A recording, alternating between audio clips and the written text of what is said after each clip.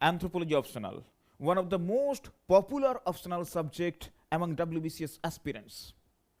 এই অপশনাল সাবজেক্টটা এত পপুলার কেন, এত ফেমাস কেন, তার পিছনে মেন রিজন হলো এর হিউজ সাকসেস রেট। প্রচুর WBCS ক্যান্ডিডেট এই অপশনাল সাবজেক্টটা নিয়ে WBCS এক্সাম দিয়েছেন এবং তারা সাকসেসফুলি এক্সাম ক্লিয়ার করেছেন। তো চলো আজকে আমি তোমাদের সাথে শেয়ার করব অ্যানথ্রোপোলজি অপশনালের উপর একটা বিউটিফুল ফর্মুলা, সপ্তক সূত্র, 7 point strategy for the beginners. দেখো আজকের ভিডিওটা কিন্তু স্ট্রিক্টলি ফর দ্য বিগিনার্স, যারা সবেমাত্র অ্যানথ্রোপোলজি অপশনাল নিয়ে প্রিপারেশন শুরু করবে বলে ভেবেছো তাদের জন্য। দেখো অ্যানথ্রোপোলজি অপশনাল কিন্তু তোমার সাফল্যের চাবিকাঠি, এটা একটা মাস্টার কি টু ক্র্যাক দিস এক্সামিনেশন। তো আমি তোমাদের সামনে 7টা পয়েন্ট বলবো, 7 পয়েন্টস, 7টা সূত্র, 7টা ফর্মুলা, যে ফর্মুলাগুলো অতি অবশ্যই প্রিপারেশন শুরু করার আগে তোমাদের মাথায় রাখা উচিত, ফলো করা উচিত। তো চলো আমরা শুরু করি। দেখো এই 7টা পয়েন্ট কি বা 7টা ফর্মুলা কি, চলো একটু দেখে নিই। ফার্স্ট পয়েন্ট, প্রথম সূত্রতে কি বলা আছে? প্রথম সূত্রতে বলা আছে go through the syllabus point to point. PSC ওয়েবসাইটে গিয়ে প্রথমেই তোমরা অ্যানথ্রোপোলজি অপশনালের সিলেবাসটাকে ডাউনলোড করবে এবং সেটাকে প্রিন্ট করে নেবে। এরপর তোমরা যেটা দেখতে পাবে সেটা হচ্ছে অ্যানথ্রোপোলজি অপশনালের দুটো পেপার রয়েছে, পেপার 1 এবং পেপার 2। পেপার 1-এ মোট 18খানা চ্যাপ্টার রয়েছে এবং পেপার 2-তে মোট 10খানা চ্যাপ্টার রয়েছে, টোটাল 28খানা চ্যাপ্টার। তোমাদের যেটা করতে হবে এই 28টা চ্যাপ্টারকেই খুব ডিটেলে স্টাডি করতে হবে, পয়েন্ট টু পয়েন্ট স্টাডি করতে হবে। দেখো কেন এই সিলেবাসটাকে কেন স্টাডি করতে হবে, কেন খুব ভালো করে খুব মাইনিউটলি ফলো করতে হবে, এর পিছনে মেন রিজন হচ্ছে সিলেবাসের মধ্যে যা আছে পরীক্ষায় কিন্তু সেখান থেকেই প্রশ্ন আসে, সিলেবাসের বাইরে কোনো প্রশ্ন আসবে না, বাট সিলেবাসের যে কোনো পয়েন্ট থেকে কিন্তু প্রশ্ন দিতে পারে পরীক্ষায়। তাই সিলেবাসটাকে তোমাদের মাথার মধ্যে একদম গেঁথে রাখা উচিত। ঠিক তোমাদের হেল্প করার জন্য আমি অলরেডি একটা ভিডিও পাবলিশ করেছি অ্যানথ্রোপোলজির ফুল সিলেবাসের ডিসকাশন নিয়ে, তোমরা চাইলে সেই ভিডিওটা দেখে নিতে পারো। সেখানে 1 ঘন্টার মধ্যে এই 28টা চ্যাপ্টারকে আমি ডিটেলে একটা ডিসকাশন করেছি, একটা বেসিক আইডিয়া দেওয়ার চেষ্টা করেছি তোমাদের। ঠিক আছে, নেক্সট সেকেন্ড পয়েন্ট, সেকেন্ড সূত্র হচ্ছে previous year question paper analysis, very very important.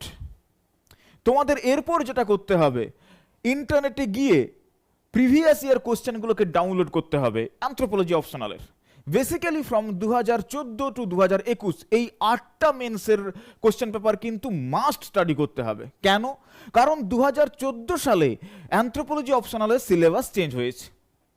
তাহলে এই 8টা যে পরীক্ষা হয়েছে, 8বার যে এক্সামিনেশন হয়েছে, কোন কোন চ্যাপ্টার থেকে কোন কোন প্রশ্নগুলো এসেছে সেইটা তোমাদেরকে দেখতে হবে। লেটস সে একটা এক্সাম্পল দিচ্ছি, ধরো পেপার 1-এর চ্যাপ্টার 1-এ রয়েছে ইন্ট্রোডাকশন টু অ্যানথ্রোপোলজি বা ইন্ট্রোডিউসিং অ্যানথ্রোপোলজি। তোমরা কি করবে, তোমরা দেখবে যে এই 2014 থেকে 2021 সালে এই চ্যাপ্টার থেকে ঠিক কোন কোন প্রশ্নগুলো এসেছে সেগুলোকে তোমরা মার্ক করবে। লেটস সে পেপার 1-এর চ্যাপ্টার 2-তে রয়েছে হিউম্যান এভলিউশন অ্যান্ড হোমিনাইজেশন প্রসেস, মানব বিবর্তন এবং বিবর্তনের পদ্ধতি। তোমরা দেখবে যে প্রিভিয়াস ইয়ারে এই চ্যাপ্টার থেকে ঠিক কোন কোন প্রশ্নগুলো এসেছে সেই জায়গাগুলোকে আইডেন্টিফাই করতে হবে। ঠিক সেম ভাবে ধরো পেপার 1-এর চ্যাপ্টার 3-তে রয়েছে হিউম্যান জেনেটিক্স, মানব জিনতত্ত্ব। এগেন তোমরা দেখবে যে এই প্রিভিয়াস ইয়ারে অ্যানথ্রোপোলজিতে এই চ্যাপ্টারটা থেকে বা মানব জিনতত্ত্ব থেকে ঠিক কোন কোন প্রশ্নগুলো দিয়েছে। যে প্রশ্নগুলো প্রিভিয়াস ইয়ারে এসেছে সেইগুলো কিন্তু খুব ইম্পর্ট্যান্ট, সেই এরিয়াগুলো পিএসসির খুব ফেভারিট এরিয়া, তোমাদের সেই জায়গাগুলোকে আরও গুরুত্ব দিয়ে পড়তে হবে। বোঝা গেল? তাহলে এইভাবে তোমাদেরকে যেটা করতে হবে প্রিভিয়াস ইয়ার কোশ্চেনগুলোকে চ্যাপ্টার ওয়াইজ সেগ্রিগেট করে নিতে হবে। মোট 28খানা চ্যাপ্টার রয়েছে, পেপার 1-এ 18খানা চ্যাপ্টার, পেপার 2-তে মোট 10খানা চ্যাপ্টার। তোমাদের এই প্রিভিয়াস ইয়ার কোশ্চেনগুলোকে ঠিক চ্যাপ্টার অনুযায়ী একদম সেগ্রিগেট করে নিও। ঠিক আছে, 3 নম্বর সূত্র এবং 3 নম্বর পয়েন্ট কি বলা আছে? বলা আছে select language of writing. Language of রাইটিংটাকে সিলেক্ট করতে হবে, ভেরি ভেরি ইম্পর্টেন্ট। আমি কোন ভাষায় উত্তরটা লিখবো এটা তোমাকে আইডেন্টিফাই করতে হবে। এই কনফিউশনটা কাদের হয়? বিশেষ করে যারা বাংলা মিডিয়ামের স্টুডেন্ট, যেমন ধরো আমার ক্ষেত্রেও কনফিউশন হয়েছিল। আমি ইংরেজিতে উত্তর লিখবো না আমি বাংলাতে উত্তর লিখবো? দেখো, আমি প্রথমেই বলছি, তুমি বাংলায় লেখো কি ইংরেজিতে লেখো, এতে তোমার মার্কসের কোনো হেরফের হয় না।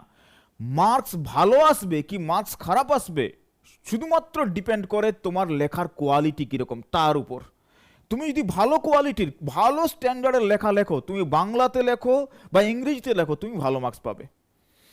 এরপরে একটা জিনিস বলার, সেটা হচ্ছে যে দেখো, তুমি যদি বাংলা ল্যাঙ্গুয়েজে লিখবো বলে ভেবে থাকো, তোমার কিন্তু ওয়ে অফ প্রিপারেশনটা একরকম হবে। আর তুমি যদি ইংলিশে লিখবো বলে ভেবে থাকো, তোমার ওয়ে অফ প্রিপারেশনটা কিন্তু আর একরকম হবে। ঠিক আছে? 4 নাম্বার বা চতুর্থ সূত্র হচ্ছে make a proper book list. একটা প্রপার স্ট্যান্ডার্ড বুক লিস্ট কিন্তু থাকা খুব ইম্পর্টেন্ট। একটা আইডিয়াল বুক লিস্ট থাকা উচিত। প্রথমেই বলবো, book list should be very very precise, খুব কংক্রিট বাট শর্ট একটা বুক লিস্ট থাকা উচিত।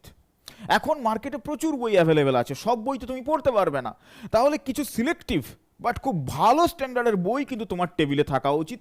আমি বিশ্বাস করি 10টা বই একবার করে পড়ার থেকে একটা বইকে 10বার পড়া কিন্তু অনেক বেশি গুরুত্বপূর্ণ। এখন দেখো, যারা ইংলিশ ল্যাঙ্গুয়েজে প্রিপারেশন নেবে তাদের বুক লিস্টটা একরকমের হবে, যারা বাংলা ল্যাঙ্গুয়েজে প্রিপারেশন নেবে, বাংলা ভাষায় যারা লিখবে, তাদের কিন্তু বুক লিস্টটা আর একরকম হবে। আমি তোমাদের হেল্প করার জন্য একটা স্ট্যান্ডার্ড বুক লিস্টের ভিডিও আমি পাবলিশ করব বা আমি তোমাদের সাথে শেয়ার করব, don't worry.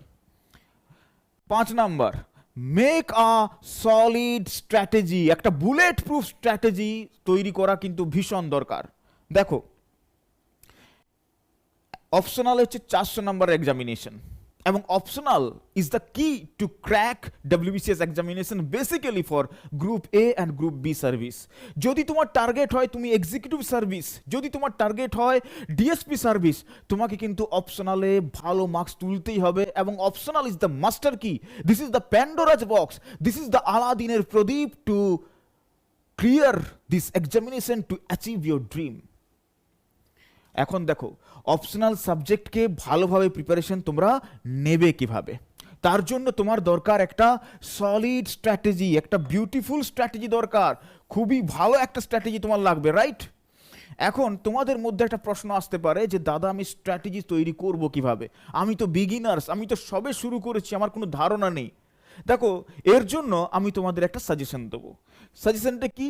Take help from the videos of different toppers of UPSC and WBCS or blogs from different websites.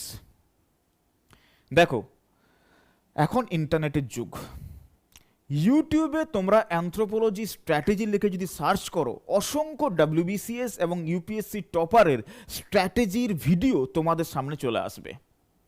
আমি বলবো তোমরা যতগুলো পারো, 5টা 7টা যতগুলো পারো স্ট্র্যাটেজিক ভিডিও তোমরা দেখে নাও ডাব্লিউবিসিএস বা ইউপিএসসি টপারদের, কিন্তু ডোন্ট ফলো দেম ব্লাইন্ডলি, কাউকেই কিন্তু অন্ধের মতো ফলো করতে যাবে না। তো এই যে স্ট্র্যাটেজি যেটা তৈরি হবে, সেটা কিন্তু তোমার নিজস্ব স্ট্র্যাটেজি হবে, তোমার ইউনিক স্ট্র্যাটেজি হবে। তাহলে কিভাবে স্ট্র্যাটেজি তৈরি করবে, রাইট? ধরো, আমি ধরলাম তুমি এ, বি এবং সি 3জন টপারের ভিডিও দেখবে 3জনেরই অ্যানথ্রোপোলজি অপশনাল, রাইট? দেখবে প্রত্যেকেই কিছু কমন কথাবার্তা বলছেন, এমন কিছু কথাবার্তা যেটা 3জনেই ফলো করেছেন। তার মানে কি, সেই কমন ব্যাপারটা হচ্ছে এটা ইউনিভার্সাল, সেটা মোটামুটি সবাই ফলো করে থাকেন, রাইট? তাহলে সেটা তোমাকেও ফলো করতে হবে, কারণ সেটা ইউনিভার্সাল ল, কিছু কিছু জিনিস সবাইকেই ফলো করতে হয়। এবারে দেখবে প্রত্যেকের মধ্যেই কিছু ইউনিকনেস রয়েছে, প্রত্যেকের স্ট্র্যাটেজির মধ্যে কিছু বেসিক ডিফারেন্স রয়েছে। তোমাকে কি করতে হবে? তোমাকে প্রত্যেকের স্ট্র্যাটেজির মেন পয়েন্টগুলোকে তোমাদের একটা খাতায় নোট ডাউন করতে হবে, এবং তারপর তোমাকে অ্যানালাইজ করতে হবে যে কার থেকে তুমি কোন জায়গাটা নেবে, কার প্ল্যানিং থেকে কোন পয়েন্টগুলো তুমি নেবে। প্রপার প্ল্যানিং না থাকলে কিন্তু ভাই এই এক্সামটাকে ক্লিয়ার করা কিন্তু পসিবল না। দেখো, একটা কথা বলি, 400 নম্বরের এক্সামিনেশন অপশনাল, 400 নম্বরের এক্সামিনেশন মাস্টার ডিগ্রি লেভেলের সিলেবাসকে কভার করতে হবে। যেটা 5 বছরের সিলেবাস, সেটা তোমাকে 6 মাস থেকে 8 মাসের মধ্যে কভার করতে হবে। তুমি যদি ফার্স্ট অ্যাটেম্পে ডাব্লিউবিসিএস ক্লিয়ার করতে চাও, তুমি তার 5 বছর ধরে অ্যানথ্রোপোলজি অপশনালের সিলেবাস কভার করলে হবে না। তোমাকে সিলেবাসটাকে ট্রাই করতে হবে 6 to 8 মান্থের মধ্যে কভার করে দেওয়ার। তবেই তুমি যখন প্রথমবার ডাব্লিউবিসিএস এ বসতে যাবে, ফার্স্ট অ্যাটেম্পেই তুমি কিন্তু ডাব্লিউবিসিএস মেন্সকে ক্লিয়ার করতে পারবে, রাইট? তাহলে এই 6 থেকে 8 মাসের মধ্যে এত বড় একটা সিলেবাসকে কভার করতে হলে কিন্তু প্রপার প্ল্যানিং কিন্তু থাকতেই হবে। উইদাউট প্ল্যানিং তুমি কিন্তু এগোতে পারবে না। তোমাকে এবার আইডেন্টিফাই করতে হবে কার কোনটা নেবে, এবং তারপর এই সবার মিলিয়ে একটা সুন্দর জিস্ট স্ট্র্যাটেজি তোমার নিজের জন্য তৈরি করতে হবে, একটা ইউনিক স্ট্র্যাটেজি যেটা তোমার জন্য বেস্ট হবে, তোমার জন্য পারফেক্ট হবে। ঠিক ঠিক সেমভাবে তুমি কিন্তু হেল্প নিতে পারো from the different blogs from different website. দেখো এখন বিভিন্ন আইএস ওয়েবসাইট রয়েছে, Insight IAS, Only IAS, Next IAS, Drishti IAS. এই বিভিন্ন আইএস এর ওয়েবসাইটগুলোতে অ্যানথ্রোপোলজির উপর স্ট্র্যাটেজিক ব্লগস কিন্তু শেয়ার করা আছে বিভিন্ন ইউপিএসসি টপার্সের। তোমরা চাইলে সেই ব্লগসগুলোকেও পড়তে পারো, এবং সেখান থেকেও তুমি কিন্তু অ্যানথ্রোপোলজির উপর ডিফারেন্ট স্ট্র্যাটেজি তুমি জানতে পারবে, এবং সেখান থেকেও তুমি আইডিয়া নিতে পারো, এবং সেই আইডিয়াকে নিজস্ব প্রিপারেশনের ক্ষেত্রে কিন্তু ইমপ্লিমেন্টেশন করতে পারো। ওকে, 6 number point, prepare your own unique notes. Very important. Prepare your own unique notes. নিজের ইউনিক নোটস তৈরি করা কিন্তু ভীষণ দরকার। দেখো আমি বেসিক্যালি বলবো, যে ভাষাতেই তোমরা পরীক্ষা দাও, সেটা ইংলিশ বা বাংলা, নোট কিন্তু তোমার নিজস্ব হওয়া উচিত। এখন প্রচুর মানে রেডিমেড কোশ্চেন অ্যান্সার বুক মার্কেটে অ্যাভেলেবেল আছে। Let's say anthropology simplified, let's say anthropology demystified, let's say কস্তুরীদের বাংলা বই বা সোমনাথ বসু স্যারের বাংলা বই, প্রচুর বই কিন্তু মার্কেটে অ্যাভেলেবেল আছে। বাট কোনো বইকেই কিন্তু ডাইরেক্টলি ফলো করবে না। তোমরা বইগুলোকে পড়বে, পড়ে তোমার নিজের আইডিয়াকে কাজে লাগিয়ে তুমি কিন্তু নোটস তৈরি করবে। ঠিক আছে, এর জন্য কিন্তু অ্যানথ্রোপোলজির বেসিক আন্ডারস্ট্যান্ডিংটা ক্লিয়ার থাকা দরকার। ওকে, 7 নাম্বার এবং দ্য মোস্ট ইম্পর্ট্যান্ট সূত্র, সপ্তক সূত্রের 7ম সূত্র, প্র্যাকটিস প্র্যাকটিস অ্যান্ড প্র্যাকটিস। দেখো তুমি নোট তো তৈরি করলে, তোমার নিজের ভাষায় নোট তৈরি করলে, বাট এবার যেটা করতে হবে প্র্যাকটিস। দেখো আমি যেটা লক্ষ্য করে দেখেছি, পেপার 1-এ তোমাকে 200 নম্বরের পরীক্ষা দিতে হবে 3 ঘন্টাতে, এবং পেপার 2 তো 200 নম্বরের ডেসক্রিপটিভ পরীক্ষা দিতে হবে 3 ঘন্টাতে, রাইট? 3 ঘন্টার মধ্যে 200 নম্বরের ডেসক্রিপটিভ পেপারকে কমপ্লিট করা কিন্তু ভীষণ জটিল। অনেক সময় যেটা হয়ে থাকে, আমি সব প্রশ্নের উত্তর জানি, কিন্তু আমি ঠিক সময়ে সব কিছু লিখতে পারলাম না। জানা প্রশ্ন পরীক্ষার হলে ছেড়ে আসতে হয় টাইমের অভাবে, টাইম শর্ট হয়ে যায়, টাইমের ক্রাঞ্চ হয়ে যায়। এই জন্য যেটা করতে হবে, প্রচুর প্র্যাকটিস, ঘড়ি ধরে প্র্যাকটিস। ঠিক যেভাবে তোমরা ম্যাথমেটিক্স বা জিআই এর প্র্যাকটিস করে থাকো, একটা নির্দিষ্ট সময় নিজেকে বেঁধে দিতে হবে যে আমি 10 নম্বরের প্রশ্নের উত্তর লিখবো, তো আমার 15 মিনিট হাতে সময়, আমি ধরে নিলাম 15 মিনিটের মধ্যে আমি 10 নম্বরের প্রশ্নের উত্তর লিখবো। তো তোমাকে ট্রাই করতে হবে কোনো একটা 10 নম্বরের প্রশ্নকে 15 মিনিটের মধ্যে লিখে সেটাকে ফিনিশ করার। বোঝা যাচ্ছে?